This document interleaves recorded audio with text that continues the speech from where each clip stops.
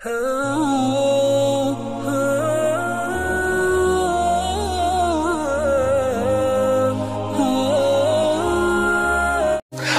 वालेकुम दोस्तों, कैसे हो? उम्मीद है कि सब खैरियत से होंगे। अल्लाह आप लोगों को ऐसे ही खुश रखें। आज मैं आपको एक बड़ी शानदार, बड़ी जानदार एक छोटी सी कहानी सुनाता हूं, लेकिन ये कहानी बहुत अहम है, बहुत इंपॉर्टेंट है और हमारे और आपके बहुत काम की है। ये कहानी सुनकर आपको आज के हालात की और आज के महंगाई की सारी कहानी समझ में आ जाएगी। इसलिए आज की कहानी को सुनना जरूर और पूरे खेल को समझना, ठीक है? एक दुकानदार था जो रोटी का कारोबार करता था, यानी रोटी बेचा करता था। वो कई जमाने से 5 रुपए की रोटी बेचा करता था और वो दुकानदार की राजा से, बादशाह से भी अच्छे ताल्लुकात थे, दोस्त था। उस दुकानदार को अपनी रोटी की कीमत 5 रुपए से 10 रुपए करनी थी, लेकिन राजा को कॉन्फिडेंस में लिए बगैर, राजा की इजाजत के बगैर वो रोटी की कीमत को बढ़ा नहीं सकता था। बहरहाल उसने बहुत सोचा और एक दिन दुकानदार बादशाह के पास पहुंचा और कहने लगा कि राजा जी, मुझे रोटी की कीमत 5 रुपए से 10 रुपए करनी है, आप मेरी मदद करें, कोई सुझाव दे। राजा ने कहा कि देखो, तुम एक काम करो, तुम रोटी की कीमत 10 रुपए नहीं 40 रुपए कर दो। तो दुकानदार ने कहा, महाराज, इससे तो पूरी जनता में हाहाकार मच जाएगा, जनता परेशान हो जाएगी। तो बादशाह ने बड़े कॉन्फिडेंस वाले लहजे में कहा कि तुम उसकी फिक्र मत करो, अगर तुमने सिर्फ 5 रुपए से 10 रुपए कीमत कर दी तो मेरे राजा होने का क्या फायदा? तुम सिर्फ अपना मुनाफा देखो और 40 रुपए कर दो, और जो नफा होगा उसमें आधा आधा 50-50 होगा। दुकानदार मान गया। अगले ही दिन उसने रोटी की कीमत 40 रुपए कर दी। अब 5 रुपए की रोटी अचानक 40 रुपए हो गई तो शहर में कोहराम मच गया, हाहाकार मच गया। सब लोग राजा के पास पहुंचे और इल्तिजा की, सरकार, यह दुकानदार हम पर जुल्म कर रहा है, 5 रुपए की रोटी 40 रुपए में बेच रहा है, आप कुछ कीजिए, आप ही कुछ कर सकते हैं, आप हमारे राजा हो। राजा ने सबकी बात सुनी और जनता के सामने फौरन अपने सिपाहियों को हुक्म दिया कि उस जालिम दुकानदार को मेरे सामने जल्दी से पेश करो।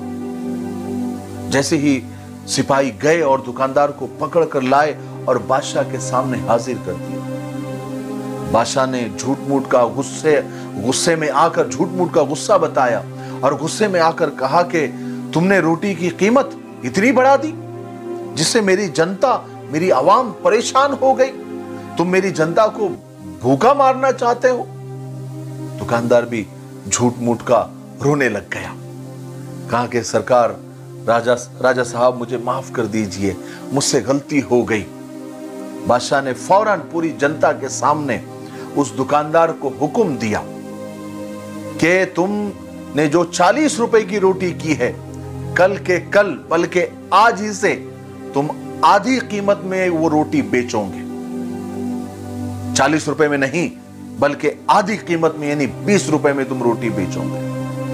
बादशाह का यह हुक्म सुनते ही पूरी आवाम ने बुलंद आवाज में कहा कि महाराज की जय हो, महाराज की जय हो, महाराज की जय हो, बादशाह जिंदाबाद, बादशाह जिंदाबाद। अगले ही दिन से 5 रुपए की रोटी 20 रुपए में बिकने लगी। आवाम भी खुश, दुकानदार भी खुश और जनता भी खुश। यही हाल आजकल हमारा हो गया है। और आजकल तो जिस तरह से महंगाई बढ़ती जा रही है, कुछ दिन के बाद कॉल लगाने पर यह आवाज सुनाई देगी कि महंगाई एक बीमारी है, इससे बचे, कम खाए, घरों में सिलेंडर का इस्तेमाल कम करें, फटे कपड़े पहने, हो सके तो पैदल चले, पेट्रोल वाली गाड़ियां न चलाए। ध्यान रहे, हमें महंगाई से लड़ना है, ना कि हुकूमत से। अपने घरों में आराम से बैठे रहे, धरने, प्रदर्शन और एहतजाज बिल्कुल न करें। हो सकता है ये भी दिन आएंगे, क्योंकि हमारी ये मुजरिमाना खामोशी हम पर जुल्म को बढ़ाते बढ़ाते और बढ़ाते ही रहेगी, क्योंकि बेहिस अवाम बिल्कुल मेंढों की तरह होती है, जिधर हाको उधर चलती है।